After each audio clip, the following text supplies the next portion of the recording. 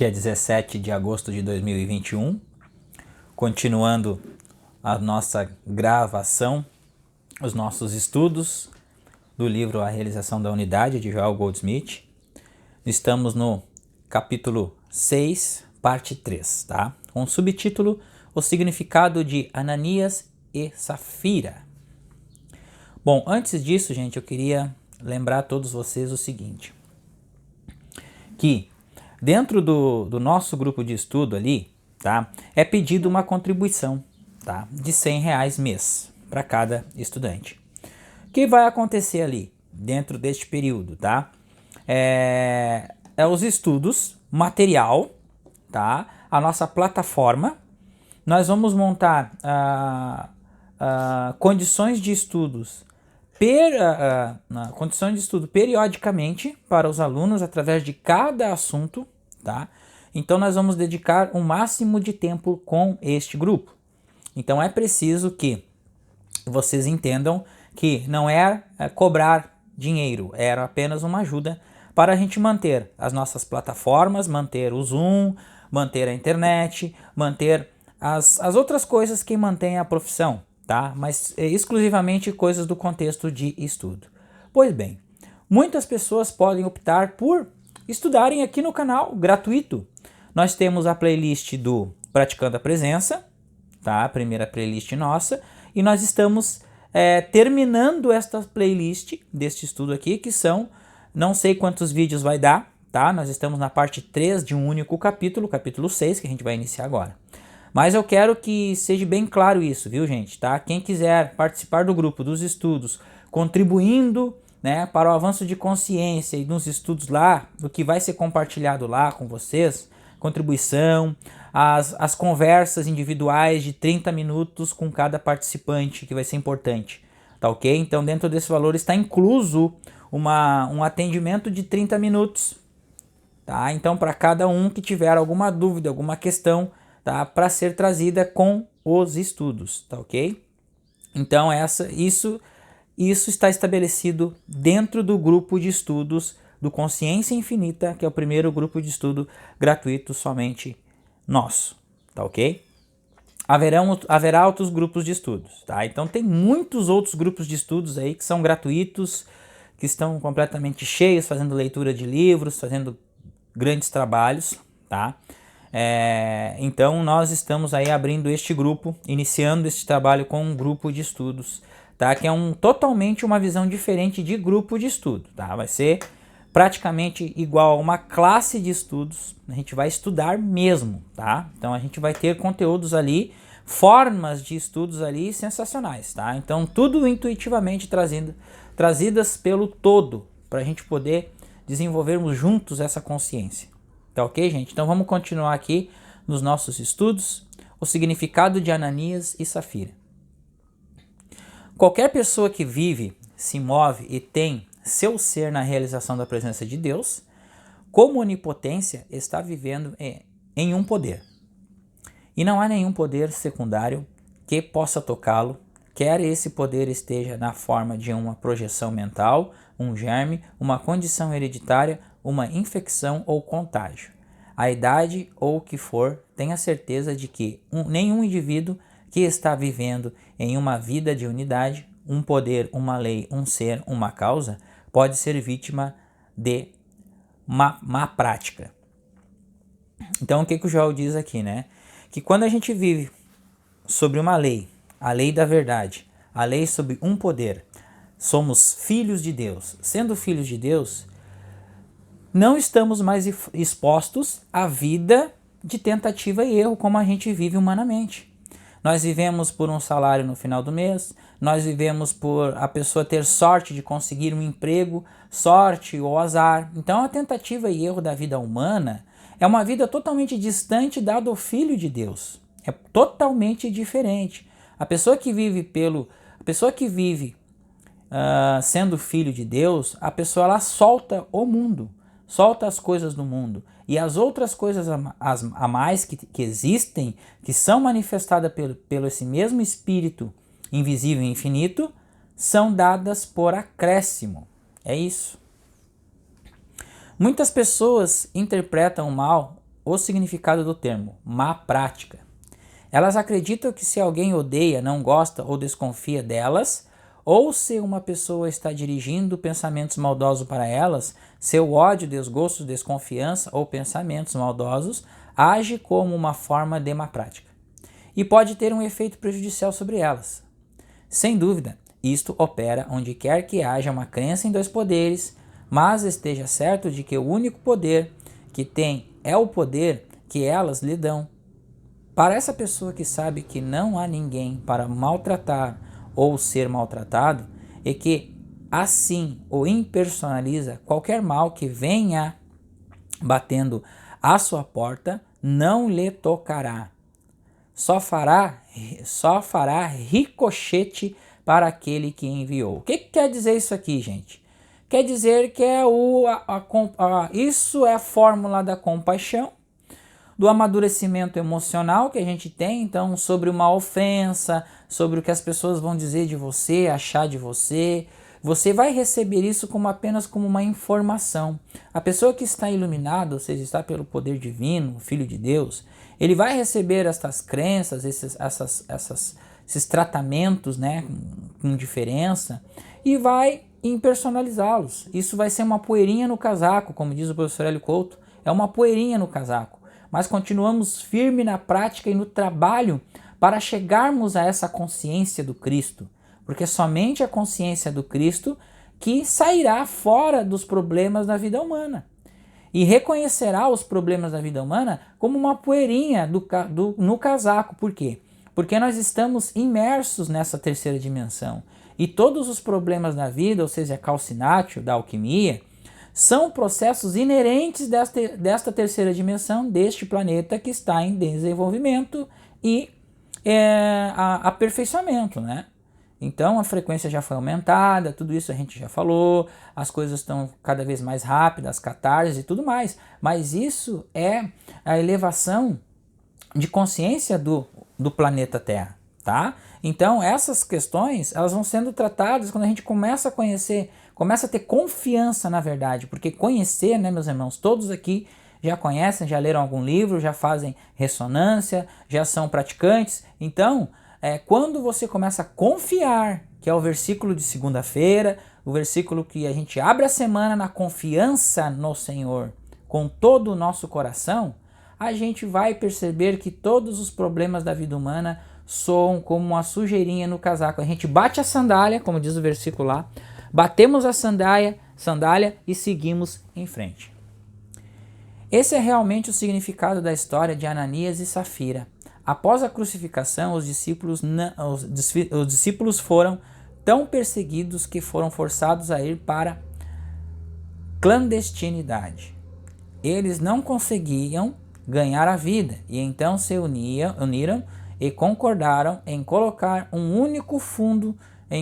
um único fundo tudo o que possuíam, ajudando assim a apoiar uns aos outros a partir deste fundo comum, até que o período de perseguição passasse. Então, após a crucificação, os discípulos de Jesus foram perseguidos, né, gente? Perseguidos mortalmente. E eles tiveram que se retirar da visão humana da vida, se alojaram num lugar só, para que todos se juntassem ali, para que se fortalecessem até o passar dessa tormenta, né? Dessa tempestade humana. Todos eles fizeram isso e entregaram o fundo aos cuidados de Pedro, para guardá-lo em segurança. Safira e seu marido, no entanto, decidiram guardar um pouco do que tinham. Uma decepção que Pedro rapidamente percebeu, quando ele os repreendeu. Tu não mentistes aos homens, mas a Deus.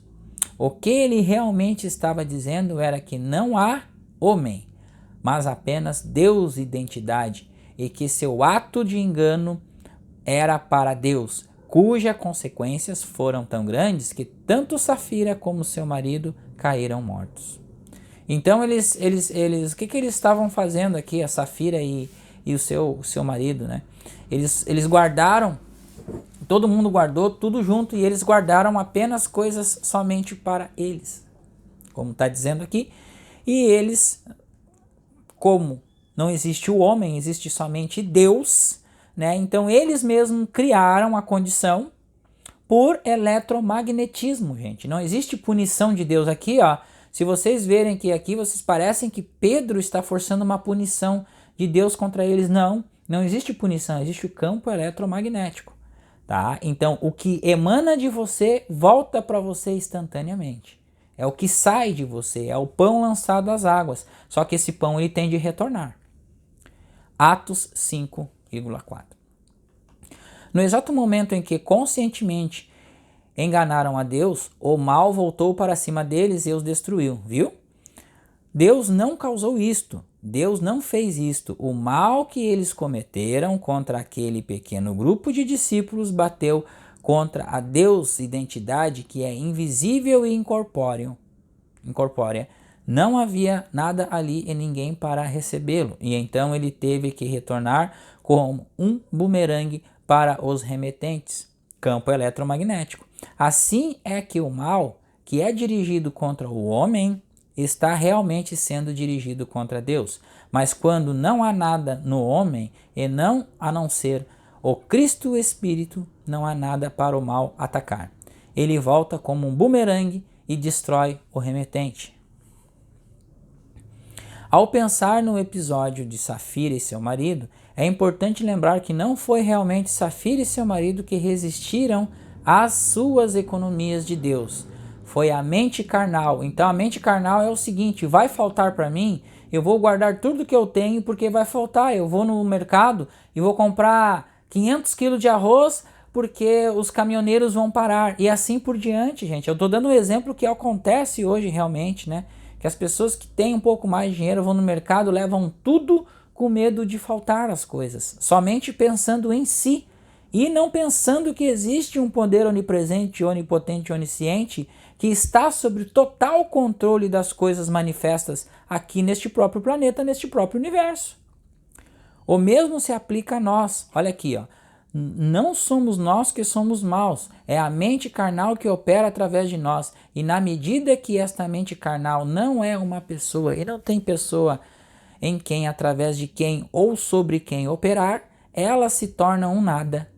Quando a impersonalizamos e começamos a entender que nenhuma pessoa nos fez qualquer mal, porque não há nós separados de Deus, não temos identidade além da identidade com o I, entre aspas, e, portanto, ninguém nos fez mal ou nos prejudicou, ninguém dirigiu a qualquer mal a nós, mas a Deus descobriremos que temos impersonalizado nosso próprio eu e todos os outros de qualquer erro humano que seja dirigido a nós não nos atingirá. Então, a partir do momento que a palavra vai ficando firme na mente,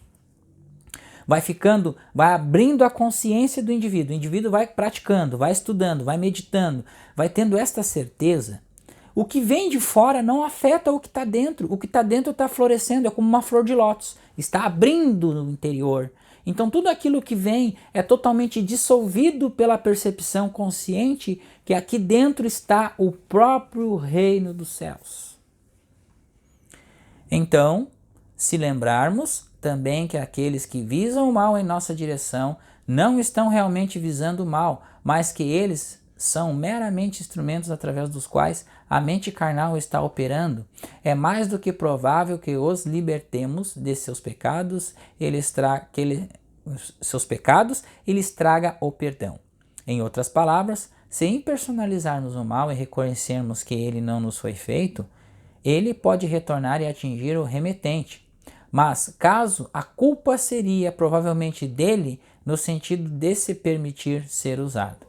Queremos ir mais alto, entretanto, do que ser vingados ou se vingar de alguém. Queremos ver aqueles que nos fazem mal perdoados e libertados de qualquer mal que os esteja segurando em suas garras. O que significa isso aqui? Os nossos inimigos, orai pelos vossos inimigos.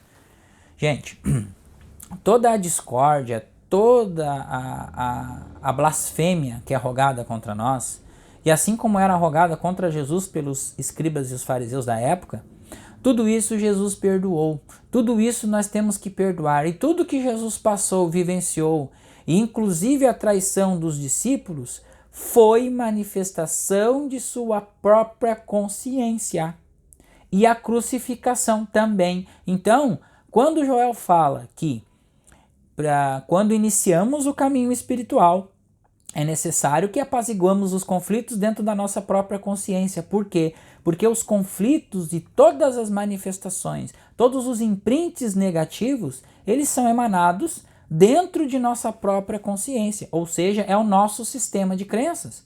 Tudo aquilo que a gente viu, que a gente escutou desde pequeno, que a gente foi doutrinado na escola, na faculdade, nos cursos humanos, nós colocamos em nossa casa, que é a nossa consciência. E quando começamos a praticar esses ensinamentos, nós começamos a criar um desdobramento destas poeiras, dessas sujeiras dentro da nossa casa, ou seja, começamos a limpar esta casa. Só que essa sujeira ela vem à tona na consciência para ser apaziguada, para ser introjetada, para colocar luz nas sombras. Se houver alguma ingratidão dirigida a nós, ou qualquer falta de misericórdia ou justiça, percebemos primeiro nossa identidade e depois percebemos que, por causa dela, isto não é dirigido a nós, é dirigido a Deus. Além disso, percebendo que nunca é uma pessoa para que está visando o mal em nossa direção, mas que é apenas uma vítima inocente da mente carnal, uma vítima da ignorância. Podemos repetir verdadeiramente: Pai, perdoa-lhes, pois não sabem o que faz. E então podemos perceber que esta mente carnal é um nada. Assim, nós anulamos e então descobriremos quão rapidamente entramos em nossa liberdade. Há uma liberdade alegre quando vivemos em um mundo onde ninguém tem nada contra nós. E se parece haver alguém, agora reconhecemos que não é uma pessoa, mas uma fonte impessoal que realmente não é poder. Este ato da impersonalização é um ato consciente. Por fim, ele nos esclarecerá por que poderíamos ficar sentados de agora até o dia do juízo final, orando a Deus por algo, e isso deve não vir. Poderíamos orar por justiça, cooperação ou gratidão de agora até o fim dos tempos, e não os obter. Em outras palavras, o bem só pode entrar em nossa experiência através de um ato de nossa própria consciência. Não há Deus fora do nosso ser para ver se recebemos misericórdia, justiça ou bondade. Não foi o que eu falei para vocês dos conflitos em nossa própria consciência? Então tudo bate como Joel vem nos trazendo dentro desses ensinamentos aqui, que é a própria experiência da presença do Espírito onipresente, que é o Filho de Deus, o Cristo. A universalidade da identidade divina. Subtítulo do capítulo 6, tá? Em nossas meditações, vamos impersonalizar os males deste mundo e começar a saber que não somos a fonte do mal para ninguém, porque Deus constitui a identidade de nosso ser. Além disso, nenhuma pessoa é a avenida ou canal do mal para nós, pois Deus constitui sua identidade, e qualquer mal aparente em nosso mundo é um produto da mente carnal universal, que em si mesma não é nada até que aceitemos uma pessoa com uma saída para a sua atividade. A responsabilidade é nossa. O Mestre disse: conhecereis a verdade e a verdade vos libertará. Mas ele não disse que a verdade nos libertaria sem o nosso conhecimento da verdade. Por quê, né, gente? Conhecereis a verdade e a verdade vos libertará. Essa frase foi o cume principal da evolução de todos os tempos. E as pessoas não entenderam isso. Que verdade é essa? Nem sequer questionaram. Que verdade é essa? O que é essa verdade? O que quer dizer esta verdade? João 8, versículo 32. Como nós semeamos, assim colheremos. Toda a harmonia e sucesso na vida depende do indivíduo. E semear para o espírito significa impersonalizar na medida em que percebemos Deus como verdadeira identidade, não apenas de cada ser humano, mas de cada animal e cada planta. Deus é a vida de todos nós. E essa vida não começa e nem termina com um ser humano. A vida de Deus é infinita. A vida de Deus é a vida de você e de mim, de animais, vegetais e minerais. Até mesmo as rochas e as pedras são coisas vivas. Elas não são inanimadas como parecem ser, mas vivem e respiram. E Deus é a vida e o fôlego de seu ser. Tudo é feito de átomo, tudo é energia e existe um campo unificado chamado vácuo quântico. De lá emergem todas as coisas. O ar que respiramos, a comida que comemos, a bebida que ingerimos, tudo emerge do vácuo quântico. Então, o ar é o amor de Deus. A comida que comemos é a própria manifestação do amor de Deus sobre nós. Então, a vida é o amor de Deus manifesto. Isso também é impersonalização. É fazer de Deus o eu divino, o eu de você, o eu de mim, o eu de todos os seres vivos do universo. Para a maioria de nós, será necessário meditar sobre isto dia após dia até que sua verdade comece a desdobrar de dentro de nós mesmos.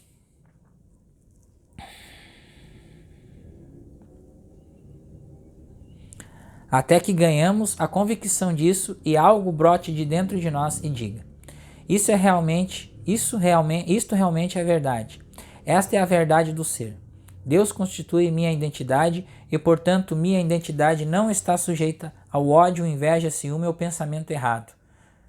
Minha individualidade está intacta em Deus. Minha identidade é divina, um ser imortal. Ao meditar sobre isso, não demorará muito até que você comece a ver os frutos aparecerem. Lembre-se, a promessa é que você dará frutos abundantes por causa de sua identificação com Deus, seu Pai, dentro de você. Uma vez que isso tenha estabelecido em você, você agora tem que começar a olhar secretamente, silenciosamente e muito sagradamente para os membros de sua casa e para seus amigos e começar a mudar seus conceitos sobre eles, para que você perceba que tudo isso que você tem declarado a si mesmo é igualmente verdadeiro a respeito deles. Eles também são um com este ser divino. O fato de que no momento que eles não sabem disso, não é da sua conta. Você não está lidando com a demonstração deles, mas com sua própria. E você não terá nenhum tipo de demonstração a menos que comece a perceber que esta verdade que você tem declarado e percebido sobre si deve ser uma verdade universal. Aqui é a confiança, né, gente? Então, a partir do momento que tem alguma discórdia dentro da família, que isso é coisa que acontece em todas as famílias, e a gente começa a olhar os membros da nossa família com outros olhos ou com os olhos da presença, tudo começa a se dissolver. Os problemas, as opiniões, tudo se começa a se dissolver. Porque não existe problemas na consciência divina. Existe apenas a paz, a prosperidade, o amor, a abundância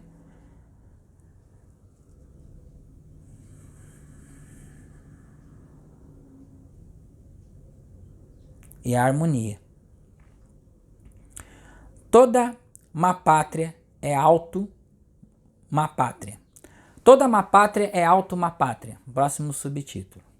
Independentemente de falta de demonstração de qualquer pessoa, independentemente da falta de vontade até mesmo de querer aprender sobre sua verdade e identidade, você está secretamente e silenciosamente conhecendo a verdade. Você está conhecendo a verdadeira identidade de seus empregadores, empregados e seus fregueses ou clientes e dos funcionários do governo.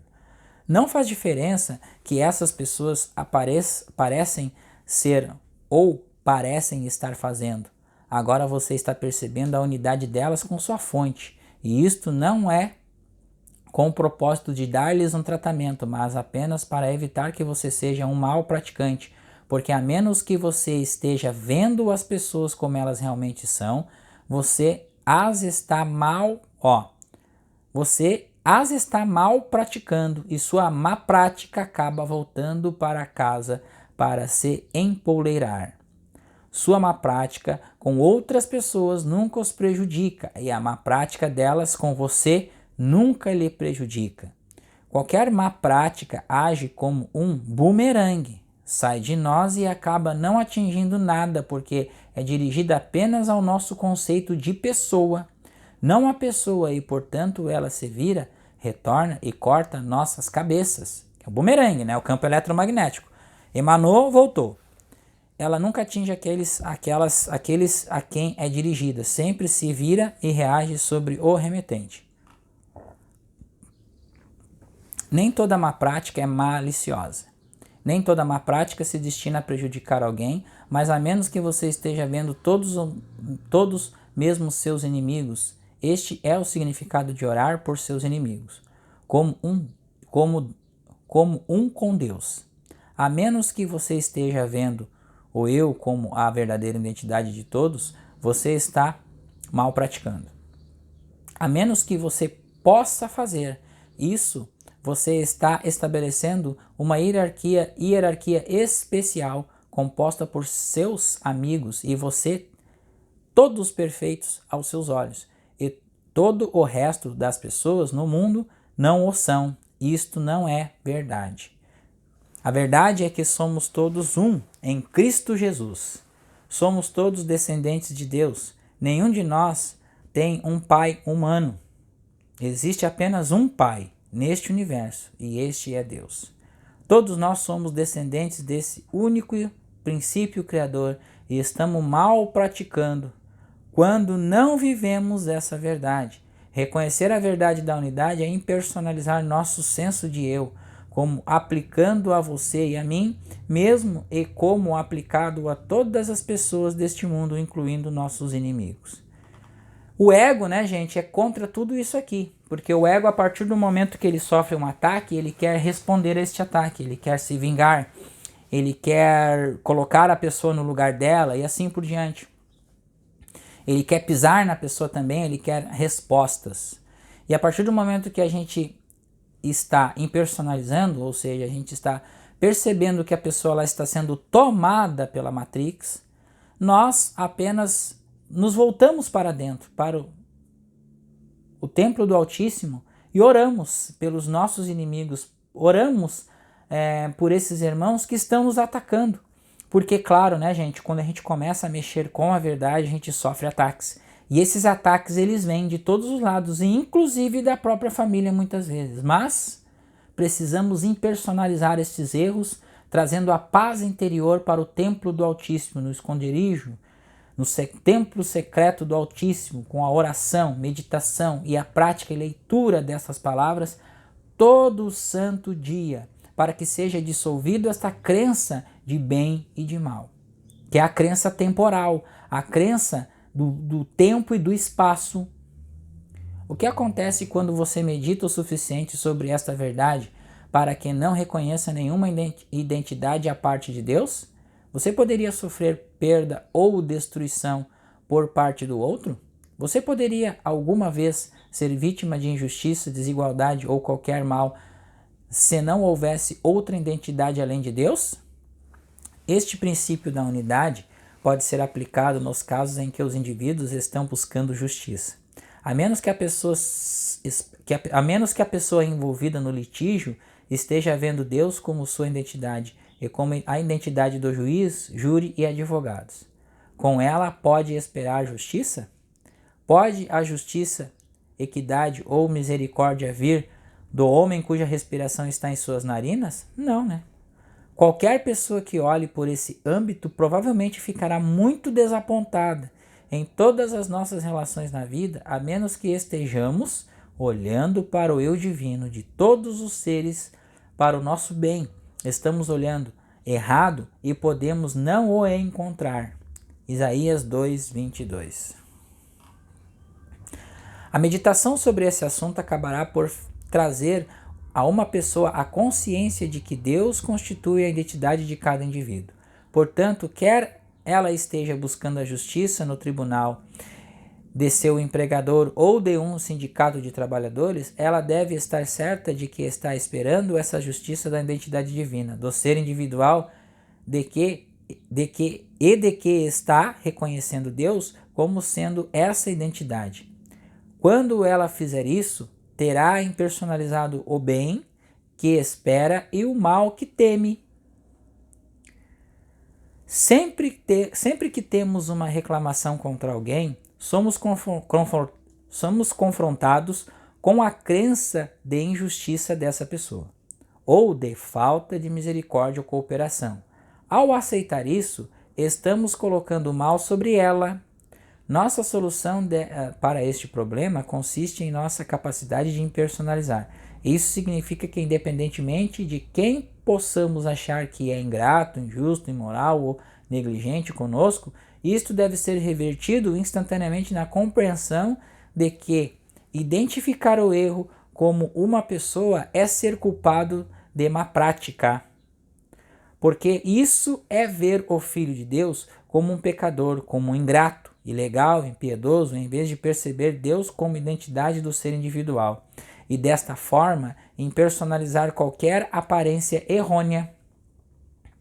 Então, gente, toda vez que quando estamos estudando esses escritos do Caminho Infinito, toda vez que nós nos encontrarmos com problemas e mais problemas, nós precisamos parar primeiro, de se auto-julgarmos, segundo, de julgar ao próximo.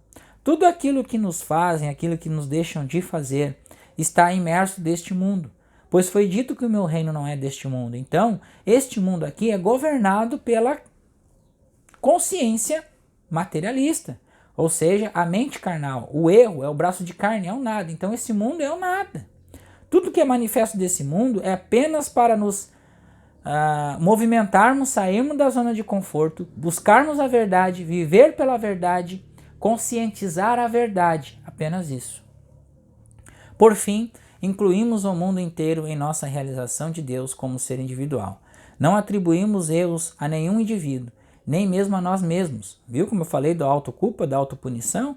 Não afirmamos que nosso ciúme, inveja, ganância ou luxúria são responsáveis por nossos males porque não temos tais qualidades. A nossa essência não tem tais qualidades. Se temporariamente essas qualidades podem estar se expressando através de nós, elas devem ser reconhecidas como tendo sua fonte na mente carnal, impessoal, e enquanto estiverem lá fora, elas serão nada. Este princípio da impersonalização é um dos mais importantes em nosso trabalho, mais importante do Caminho Infinito. E devemos fazer todo o esforço para incorporá-lo em nossa consciência, pois não o encontramos expresso em nossa experiência até que o tornemos nosso. Então é dentro da nossa consciência, precisamos impersonalizar todos esses erros. É muito difícil? Estamos ligados emocionalmente aqui? Estamos, mas é uma transformação. A transformação se dá através das meditações e das práticas diárias do nosso estudo, trabalho, dedicação, ajuda, estudo, trabalho, dedicação, ajuda. Estudo, trabalho, dedicação, ajuda. Trabalho, estudo e ajuda. Ponto. Observe que esse segredo da impersonalização faz por você. Observe o que ele faz na experiência dos que o rodeiam e você compreenderá porque o mestre pôde dizer: ame o teu próximo como a ti mesmo. Mateus 22, versículo 39. Através da mesa. Então estamos terminando aqui o capítulo 6, tá? Estamos na parte 3. Por favor, use o seguinte como uma meditação tão frequente que você nunca mais a esquecerá. Use isto. Então Joel está dizendo o que nós devemos usar para, a meditação, para nunca mais esquecer. Aqui, independentemente do que eu pense ou acredite, isto não muda aquilo que é. Bom, isso já cai como uma farpa em nossa mente, né, gente? Independentemente do que eu pense ou acredite, isto não muda nada aquilo que é. O que é? Deus é. Independentemente do que eu possa ter fé, esta fé não carrega nenhum poder, pois o poder é aquilo que é. Quer eu tenha fé ou não nele. Não há realmente poder em minhas crenças ou em minha fé. Uma vez que o poder existe, quer eu acredite e tenha fé ou não. Então tudo aquilo que simplesmente é. E as outras coisas são conceitos, são pensamentos, são sugestões do ego, da mente carnal, da crença impessoal, e é o conteúdo dessa Existe uma esfera sobre nós, gente, de pensamentos. É uma massa, é uma nuvem. Toda vez que nós temos uns computadores agora, nós vimos o seguinte. Você tem um arquivo, você pode ter a opção de guardá-lo na nuvem. Então essa nuvem é os pensamentos negativos e todo o conceito humano de vida está nesta nuvem, guardado nesta nuvem. E nós, como conceito, estamos pensando através dos pensamentos que estão nesta nuvem, que é a crença impessoal, que está bem acima de nós.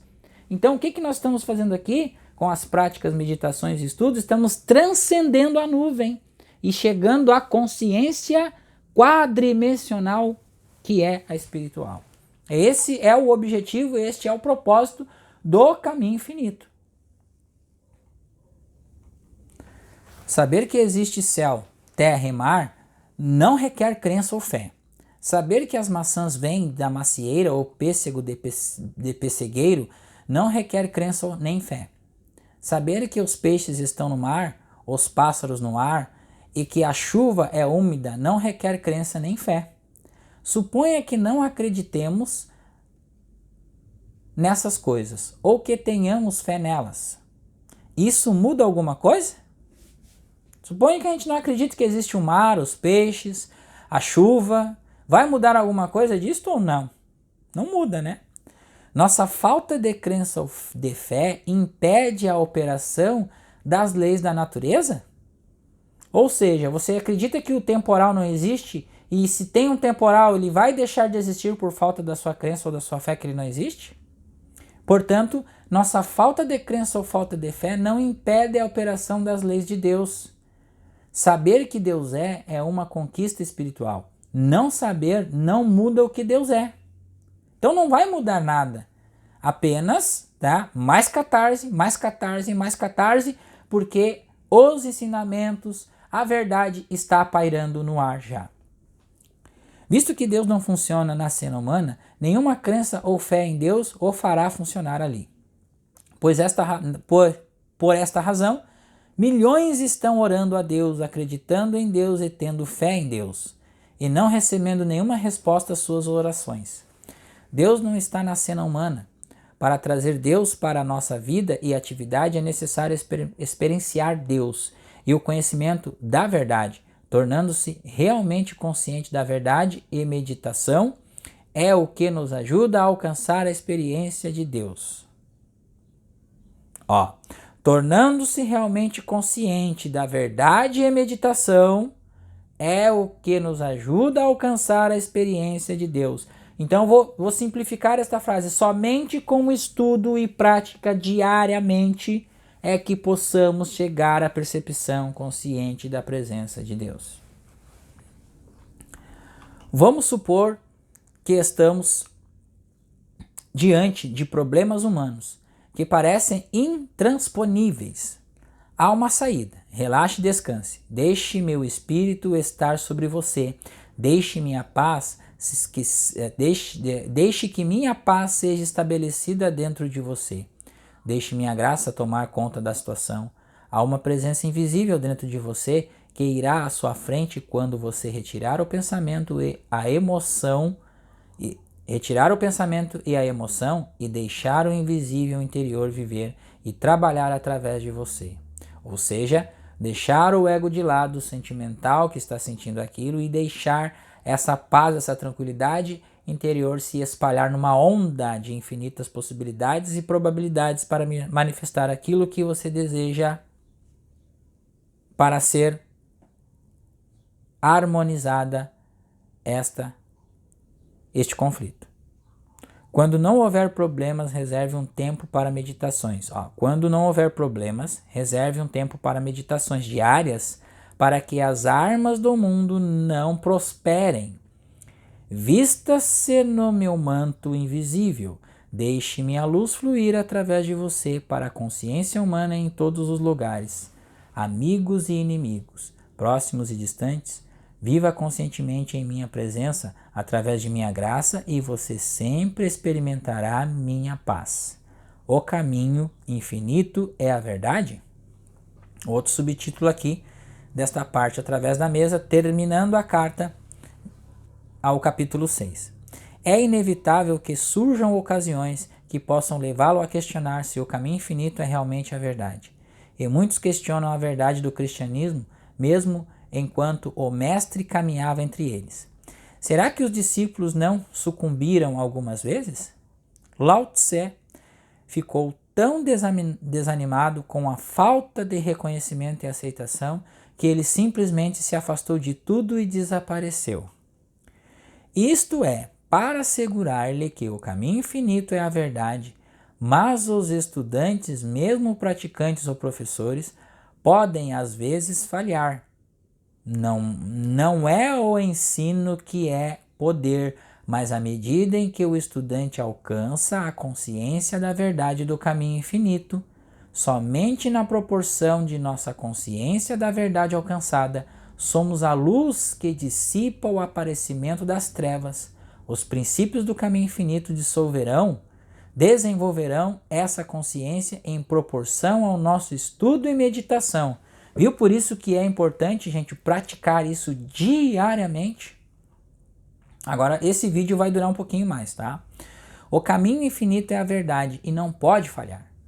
Nossa devoção ao estudo e à prática de seus princípios nos permitirá alcançar a consciência da verdade que revela a harmonia divina onde o mal ou o bem material apareceu. O objetivo do caminho infinito não é superar, destruir ou elevar-se acima do mal, mas sim alcançar aquela mente que estava em Cristo Jesus, ou a mente de Buda, que revela o universo e o homem espiritual, onde o mal ou a boa humanidade reivindicou a existência. Esqueçamos por um tempo de fazer o bem, salvar o mundo ou ajudar nosso próximo, e prestemos toda a nossa atenção à nossa própria iluminação espiritual até que sejamos procurados. Estejamos certos de que ao alcançarmos uma certa medida de cristandade realizada, o mundo irá trilhar um caminho até nós. Na verdade, podemos beneficiar os outros apenas na proporção em que alcançamos alguma medida de realização espiritual. As multidões iam até o Mestre. Ele não precisava procurá-las. As multidões ainda procuram o Mestre, seja esse Mestre mesmo em certo grau, e as multidões o procurarão para a luz. A partir do momento que nós vamos tendo, primeiro, a confiança no poder invisível manifesto, o amadurecimento emocional através das críticas, julgamentos, percepções de alheios e impersonalizações com os conteúdos apresentados no mundo, que aparecem em nosso redor, que nós estamos vendo nas notícias, em tudo isso aqui. Então, o emocional ele vai amadurecendo. Essa criança interior ela vai ganhando corpo, ela vai amadurecendo, ela vai desabrochando como uma flor de lótus internamente em nós. E essa luz e essa expansão desta onda infinita, que é o poder supremo, que é a perfeição, que é a harmonia interior, ela vai ganhando forma dentro de nós, essa confiança, esse agrado, esse amor a Deus, essa dedicação, essa questão de nós largarmos tudo para operarmos, apenas sermos escravos do nosso Pai, que é Deus. Porque somente isso, gente, que me fez estar aqui gravando vídeos, estar aqui com o canal, estar aqui começando um grupo de estudos, tendo um outro grupo de estudos, participando de grupos de estudos. Somente essa sementinha, esse grão de mostarda que foi implantado em mim, pelo histórico de minha vida e pela dedicação de estudos, mesmo com os problemas da vida humana, que são sempre manifestados. Para quê? Para que haja esta aceitação, este auto-perdão, para liberar esses conteúdos que estão na consciência, para realmente deixar o que está dentro ser frutificado e ser experienciado. Muito obrigado.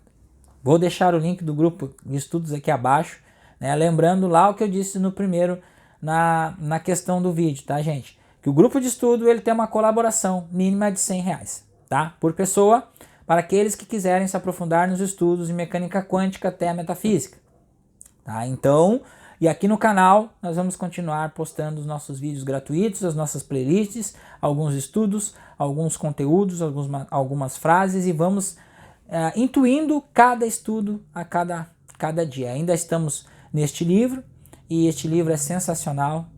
E, de novo, né? Muito obrigado. Muito obrigado.